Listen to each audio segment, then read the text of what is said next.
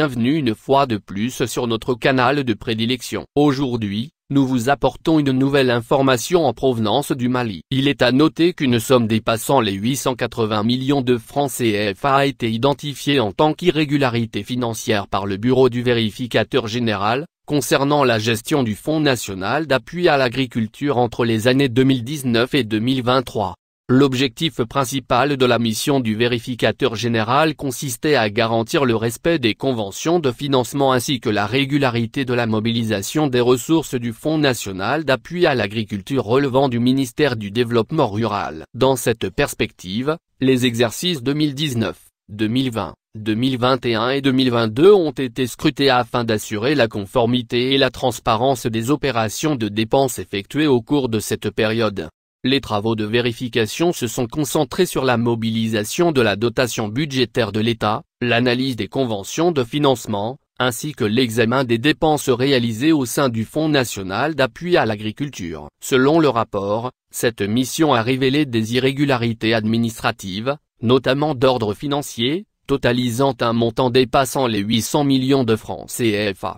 Le vérificateur général a transmis et dénoncé ces faits au président de la section des comptes de la Cour suprême ainsi qu'au procureur de la République en charge du pôle national économique et financier. Ces irrégularités incluent l'affectation non régulière d'équipements agricoles acquis par le biais du Fonds national d'appui à l'agriculture, représentant un montant total de 38 186 725 francs CFA. D'autres points de préoccupation comprennent l'absence de justification des équipements agricoles, s'élevant à un montant total de 27 184 000 francs CFA, ainsi que des paiements effectués sans vérification des prix conformément à la réglementation en vigueur, pour un total de 32 500 millions de francs CFA.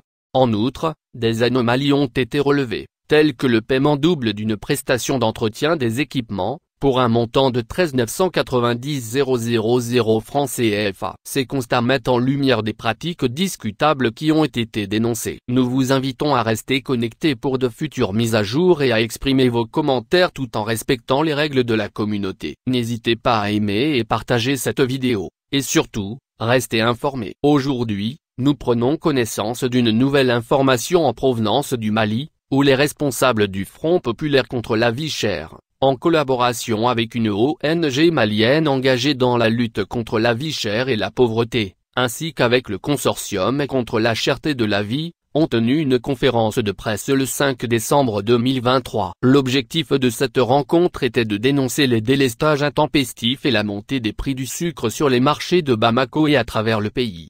Les intervenants ont formulé une proposition aux autorités de transition, suggérant la création d'un comité de crise chargé de la distribution du maigre approvisionnement en électricité encore disponible. La présidente du Front populaire contre la vie chère a souligné, dans son allocution, que les Maliens subissent les délestages depuis une période considérable, une réalité connue des autorités nationales. Malheureusement, la situation ne cesse de se détériorer, avec des périodes allant jusqu'à 6 à 24 heures sans électricité à Bamako et dans les villes régionales, entravant ainsi de nombreuses activités socio-économiques.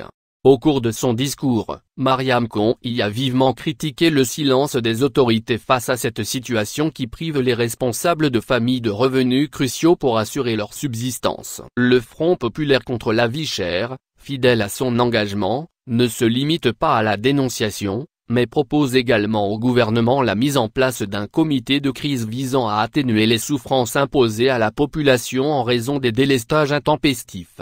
En outre, Mariam Konaté a appelé à une communication directe du chef de l'État pour fournir des explications sur ces coupures d'électricité, allant au-delà des communications du ministère chargé de l'énergie et de l'eau. Cette démarche vise à assurer la population quant aux raisons de ces interruptions d'électricité dans le pays. Nous vous invitons à rester informés et à partager vos commentaires tout en respectant les règles de la communauté. N'hésitez pas à participer à la discussion.